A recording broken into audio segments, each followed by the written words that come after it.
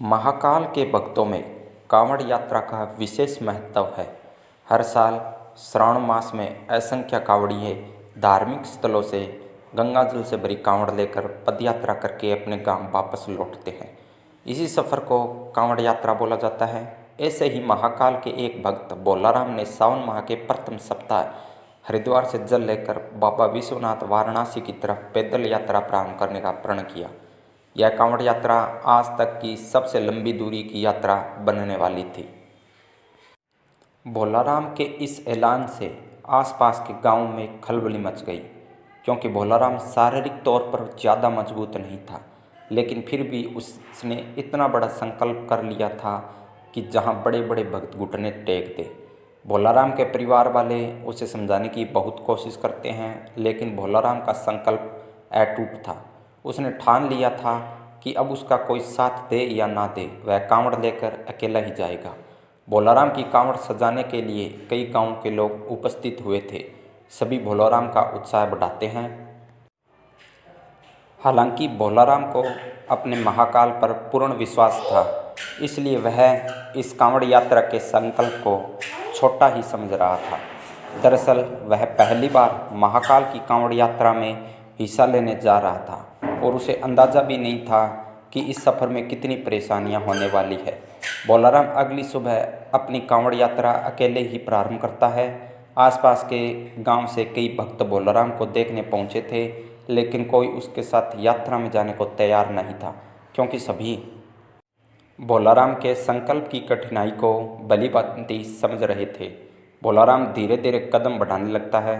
भोलाराम की कांवड़ का वजन लगभग 70 किलो था, जो कि उससे शारीरिक वजन से 10 किलो अधिक था।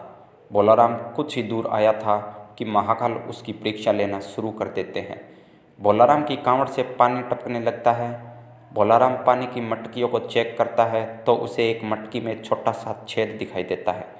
भोलाराम मटकी का छेद बंद करने की बहुत कोशिश करता है, लेकिन उसके पास ऐसी कोई वस्तु नहीं होती जिससे पानी की धार रोकी जा सके। वह महाकाल का नाम लेकर आगे बढ़ने लगता है। अचानक उसे रास्ते में एक मजदूर दिखाई देता है, जो रोड बनाने के काम में लगा हुआ था, और वह आग के पास खड़ा होकर डामर गर्म कर रहा था। भोलाराम को तुरंत तरकीब सूझी। वह मजदूर के पास जाकर थोड़ा सा डामर लेकर मटकी के छेद में लगा देता है और डामर लगते ही पानी टपकना बंद हो जाता है। भोलाराम मजदूर को धन्यवाद देते हुए आगे बढ़ जाता है।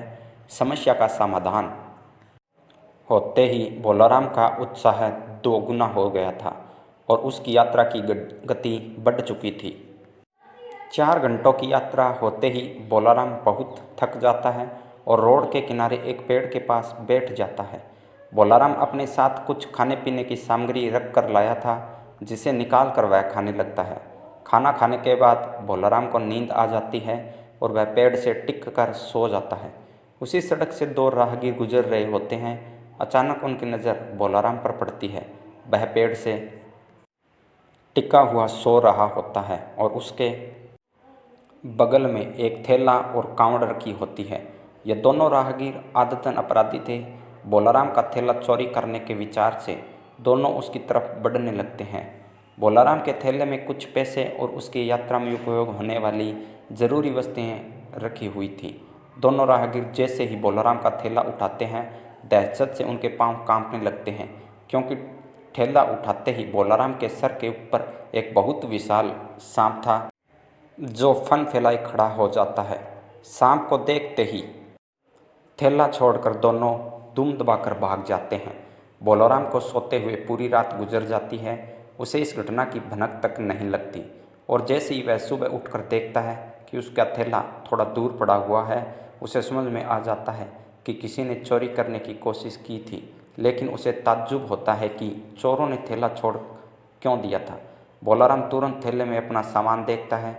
उसे सभी चीज़ें व्यवस्थित मिलती है। वह अपनी नित्य क्रिया करके कांवड़ यात्रा पुनः प्रारंभ कर देता है। भोलाराम को महाकाल की यात्रा में आनंद आने लगा था। भोलाराम को रास्ते में कांवड़ ले जाते देख कई श्रद्धालु खाने पीने की वस्तुएं और पैसे उसे भेंट करते हैं। भोलाराम को सफ़र करते हुए 8 दिन गुजर चुके थे और अभी तक उसने आधा ही सफ़र तय किया था। रास्ते भर बारिश की बूंदें भोलाराम को थकान का एहसास नहीं होने दे रही थी। अभी तक तो भोलाराम को सफ़र में किसी खास परेशानी का सामना नहीं करना पड़ा था, लेकिन अब उलझन बढ़ने वाली थी क्योंकि बारिश तेज होने लगी थी। नदियों का जल स्तर बढ़ रहा था और अभी भोलाराम को रास्ते में कई नदी नाले पार करने थे। भोलाराम शारीरिक रूप से दुर्बल जरूर था, लेकिन उसके हौसले बुलंद होते हैं। महाकाल की भक्ति ने उसे ऐसा साहस दिया था कि वह अपनी कांवड़ यात्रा को बिना रोके आगे बढ़ाता जा रहा था। अचानक भोलाराम को लोगों की भीड़ दिखाई पड़ती है। वह पास जाकर देखता है तो हैरान हो जाता है, क्योंकि नदी का पुल टूट चुका होता है और आगे जाने के लिए यही एक रास्ता था, और जब तक नदी का पानी सामान्य स्तर में नहीं आ जाता तब तक यहाँ से पार करना नामुमकिन था। भोलाराम कांवड़ लेकर सड़क पर ही बैठ जाता है और पानी नीचे उतरने का इंतजार करने लगता है। उसे बैठे बैठे 4 घंटे ही हुए थे कि अचानक एक एम्बुलेंस आकर खड़ी हो जाती है। एम्बुलेंस के अंदर मंत्री को ले जाया जाया जा रहा था, लेकिन पुल टूटने की वजह से एम्बुलेंस को रुकना पड़ता है। लेकिन जैसे ही मंत्री के काफिले को पुल टूटने की खबर मिलती है तो वह मंत्री जी के लिए हेलीकॉप्टर भेज देते हैं।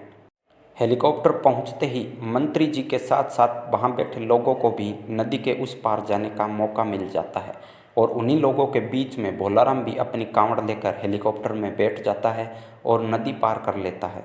भोलाराम महाकाल को मन ही मन प्रणाम करता है और अपना सफ़र जारी कर देता है। कुछ दूर आगे आने के बाद भोलाराम को एक गांव के किनारे पहाड़ी के ऊपर छोटा सा मंदिर दिखाई देता है। भोलाराम को अचानक उस मंदिर में जाने का विचार आता है। वह अपनी कांवड़ लेकर मंदिर की तरफ जाने लगता है। मंदिर थोड़ा ऊंचाई पर था, उसे ऊपर चढ़ने में परेशानी हो रही थी, लेकिन भोलाराम पेड़ की शाखाएं पकड़कर मंदिर के द्वार तक पहुंच जाता है और अपनी कांवड़ को मंदिर के बाहर रखकर अंदर प्रवेश कर जाता है। अंदर पहुंचते ही उसे एक साधु ध्यान में बैठे हुए दिखाई देते हैं। भोलाराम की आहट से उनकी आंखें खुल जाती है। वह भोलाराम को उसके नाम से बुलाते हुए कहते हैं कि भोलाराम, लाओ पानी मुझे दे दो, मुझे बहुत प्यास लगी है। भोलाराम को ताज्जुब होता है कि साधु यह कैसे जानते हैं कि मैं मटकी में जल लाया हूँ। भोलाराम तुरंत साधु के सामने हाथ जोड़कर खड़ा हो जाता है और कहता है, बाबा आप तो अंतर्यामी प्रतीत हो रहे हैं। आप तो सब जानते हैं कि मैं कांवड़ के लिए पवित्र जल ले जा रहा हूँ, जिसे मैं अपने महाकाल को अर्पित करूँगा, और अगर मैंने यह आपको दे दिया तो मेरे पास वहाँ ले जाने के लिए कुछ नहीं बचेगा, और वैसे भी रास्ते में बहुत सारा जल गिर चुका है। मैं क्षमा चाहूँगा, मैं आपको जल नहीं दे सकता। और इतना कहकर भोलाराम मंदिर से बाहर आ जाता है और अपना कांवड़ लेकर पहाड़ से नीचे उतर आता है। भोलाराम कच्चे रास्ते से आगे बढ़ने लगता है। थोड़ी ही दूर उसे एक गांव दिखाई देता है, और जैसे ही वह गांव के करीब पहुंचता है वहां कुछ लोग बैठे होते हैं। सभी भोलाराम को कांवड़ ले जाते देख उसके पास पहुंच जाते हैं। गांव के लोग भोलाराम को खाने पीने की वस्तु भेंट करने के लिए आगे आते हैं, लेकिन भोलाराम उन्हें रोक देता है और कहता है, अगर आप मुझे कुछ देना ही चाहते हैं तो पीछे पहाड़ी पर एक मंदिर है, वहाँ एक साधु भूखे प्यासे बैठे हैं, कृपया करके उन्हें यह सब भिजवा दीजिए। गांव के लोग भोलाराम को आश्चर्यचकित होकर देखने लगते हैं और कहते हैं, भैया यहाँ तो कोई पहाड़ी नहीं है, ये पूरा इलाका जंगली है और यहाँ पेड़ पौधों के अलावा आपको कुछ दिखाई नहीं देगा। ज़रूर आपको कोई भ्रम हुआ होगा। भोलाराम सोच में पड़ जाता है और कुछ देर के बाद वह कहता है कि मैं दावे के साथ यह कह सकता हूँ कि यहाँ पहाड़ी में एक मंदिर है, आप सभी मेरे साथ चलिए, मैं आपको दिखाता हूँ। और भोलाराम सभी को लेकर पहाड़ी को खोजते हुए चलने लगता है, लेकिन उसे कुछ दूर आते ही एहसास होने लगता है कि वह गलत रास्ते जा रहा है, क्योंकि काफ़ी देर तक चलते हुए उसे पहाड़ी दिखाई नहीं दे रही थी और यह रास्ता भी उसके लिए अनजाना सा लग रहा था। वह गांव वालों से तुरंत कहता है कि आपके गांव आने का इसके अलावा कोई और रास्ता है क्या। गांव वाले मना कर देते हैं और भोलाराम को समझाते हुए कहते हैं कि आप भ्रमित न हो, यहाँ कोई मंदिर नहीं है और न ही कोई साधु भूखा प्यासा बैठा है। आप अपनी कांवड़ यात्रा पुनः प्रारंभ करें, अभी आपका सफ़र लंबा है।